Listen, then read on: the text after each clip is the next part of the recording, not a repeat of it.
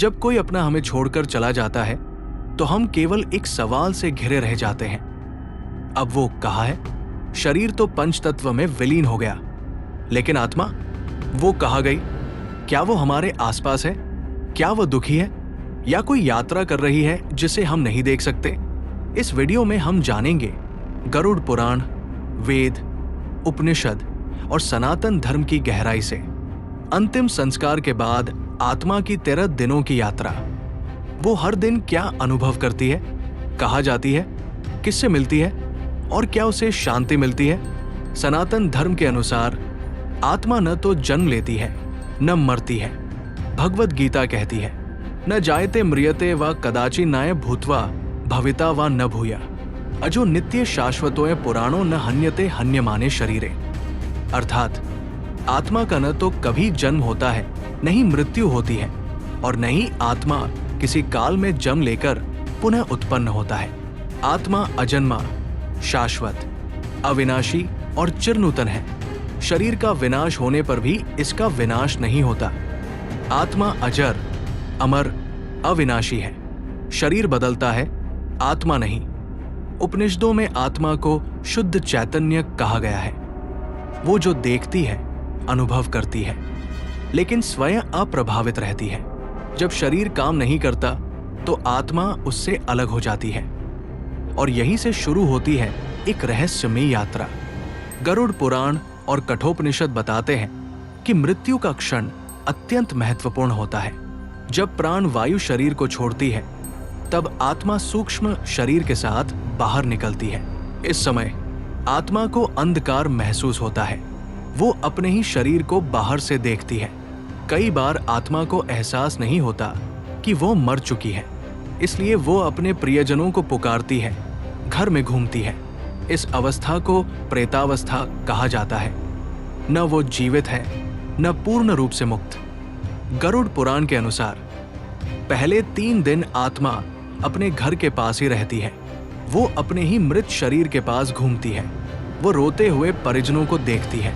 वो हाथ पकड़ना चाहती है, आवाज देना चाहती है, लेकिन नहीं कर सकती। आत्मा को भूख, प्यास, दुख और असमर्थता महसूस होती है। अगर घर में शांति न हो तो आत्मा और अधिक पीड़ित हो जाती है। इसलिए शास्त्रों ने आदेश दिया, मृत्यु के तुरंत बाद घर में दीपक जलाएं, मंत्रोच्चार करें और गायत्री जाप करें, ताकि आत्मा को प्रकाश मिले। 4वें दिन आत्मा के लिए पहला महत्वपूर्ण संस्कार होता है पिंडदान। इसे विशेषत नदी या पवित्र स्थान पर किया जाता है। इसका उद्देश्य है आत्मा को ऊर्जा देना, उसे स्थूल शरीर से मुक्त करना और उसकी सूक्ष्म यात्रा को आरंभ कराना। गरुड़ पुराण में वर्णन है, जो 4वें दिन पिंडदान नहीं करता, आत्मा मार्ग नहीं पकड़ पाती। वो भटकती रहती है, रोती है और असहाय हो जाती है। इसी दिन से आत्मा की यात्रा शुरू होती है यमलोक की ओर। अब आत्मा को यमदूत अपने साथ ले जाते हैं। ये कोई घोड़े वाली यात्रा नहीं, बल्कि सूक्ष्म यात्रा है, जहां आत्मा को उसके जीवन के कर्मों के अनुसार मार्ग दिखाया जाता है। इस दौरान आत्मा को अपने सारे कर्मों का दृश्य दिखाया जाता है। किसी ने जो भलाई की वो एक प्रकाश बनकर दिखाई देती है। किसी ने जो पाप किया वो पीड़ा बनकर आत्मा के सामने आता है। आत्मा खुद को अपराध बोध या गर्व से भरपूर महसूस करती है। गरुड़ पुराण कहता है, एक एक कर्म आत्मा के समक्ष जीवंत हो जाता है, चाहे वो किसी को मारा हो या किसी को रोटी दी हो। इन दिनों आत्मा मानसिक पीड़ा, पश्चाताप और कभी कभी गर्व करती है। वो चाहती है कि परिवार उसे याद करे, उसके लिए कुछ करे। आत्मा को हर दिन नए नए स्थलों पर ले जाया जाता है। कभी नरक दर्शन, कभी स्वर्ग, कभी यमलोक के द्वार। आत्मा अब 10 दिन की यात्रा पूरी कर चुकी होती है। इन दिनों में उसे हर कर्म का अनुभव करवाया गया होता है। अब आता है समय निर्णय का, यमराज की सभा में आत्मा का मूल्यांकन। शास्त्रों के अनुसार आत्मा को यमलोक के द्वार पर ले जाया जाता है, जहां यमदूतों के साथ चित्रगुप्त और उनके गण मिलते हैं। चित्रगुप्त आत्मा के कर्मों का लेखा जोखा पढ़ते हैं। ये लेखा मात्र शब्दों में नहीं होता, आत्मा को अपना जीवन चलचित्र की भांति दिखाया जाता है।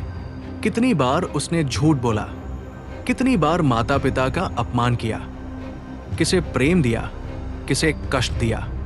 यही तय होता है, क्या आत्मा को पुनर्जन्म मिलेगा, क्या आत्मा को प्रेत योनि में रहना होगा, या क्या आत्मा को पितृलोक में स्थान मिलेगा।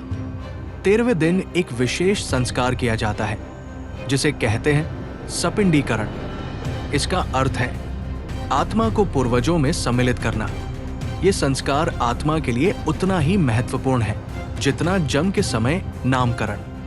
यदि ये विधि पूर्वक न हो तो आत्मा अधर में अटक जाती है। सपिंडीकरण का महत्व यह है कि आत्मा को पितृगण में स्थान मिलता है, आत्मा को विवेक और स्मृति का मार्ग प्राप्त होता है। ये आत्मा के आधिकारिक मोक्ष या पुनर्जन्म की घोषणा होती है। शास्त्र कहते हैं सपिंडीकरण बिना आत्मा पितृ योनि में प्रवेश नहीं कर सकती। यमराज और चित्रगुप्त के निर्णय के बाद आत्मा के 4 प्रमुख गंतव्य हो सकते हैं। पहला, मोक्ष, यदि आत्मा अत्यंत पुण्यात्मा है, यदि उसने गुरुओं, ब्राह्मणों, गौ माता की सेवा की है और अगर उसके पिंडदान आदि संस्कार सही हुए हैं तो वो आत्मा जन्म मरण से मुक्त होकर मोक्ष को प्राप्त कर सकती है। दूसरा, पितृलोक, यदि आत्मा मध्यम कर्मों की है और परिवार ने उचित श्राद्ध संस्कार किए हैं तो वो आत्मा पितरों में सम्मिलित हो जाती है और कुछ काल तक वहां रहती है। तीसरा, प्रेत योनि, यदि आत्मा का क्रोध, मोह, अहंकार नहीं छूटा या अंतिम संस्कार अधूरा रहा तो वो प्रेत योनि में रह जाती है, उसे तृष्णा और पीड़ा से मुक्ति नहीं मिलती। चौथा, पुनर्जन्म, यदि आत्मा में पुनः संसार में लौटने की वासना है और उसके कर्मों का संतुलन पुनर्जन्म के योग्य है तो आत्मा अगले शरीर की ओर अग्रसर होती है। इन 13 दिनों में जो कर्म किए जाते हैं, पिंडदान, तर्पण, श्राद्ध, ब्राह्मण भोजन, दान, ये सब आत्मा को ऊर्जा, मार्ग और शांति प्रदान करता है। क्या होता है यदि ये न किए जाए? आत्मा को मार्ग नहीं मिलता, वो अधर में भटकती है और कई बार परिवार पर प्रेत बाधा के रूप में असर करती है।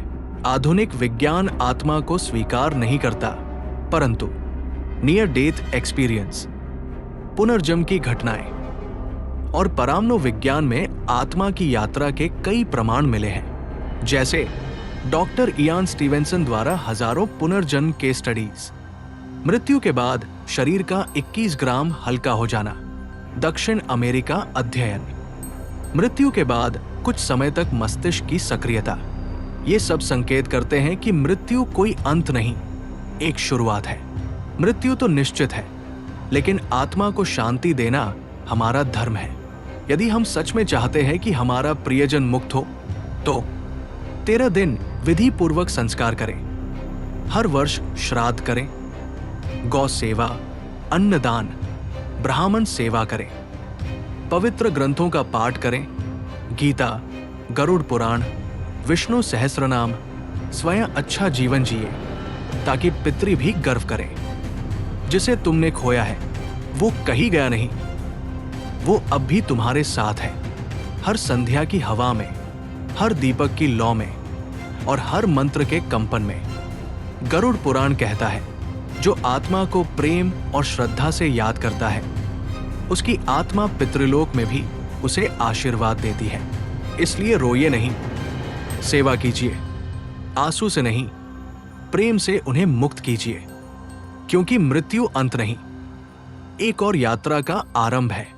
यदि इस वीडियो ने आपके मन को छुआ और आपको अपने प्रियजनों की आत्मा की शांति के विषय में कुछ जानने को मिला तो इसे रोकिए मत, इसे अपने परिवार और मित्रों के साथ साझा कीजिए। कमेंट में जरूर लिखें शांति, यदि आप भी किसी आत्मा की शांति के लिए प्रार्थना करते हैं और यदि आप चाहते हैं कि सनातन धर्म के ऐसे ही गूढ़, प्राचीन और अलौकिक ज्ञान आप तक पहुंचते रहें तो आज ही महाकाव्य चैनल को सब्सक्राइब करें, क्योंकि ये केवल एक चैनल नहीं, ये आपकी आत्मा को जोड़ने वाला एक आध्यात्मिक मार्गदर्शक है।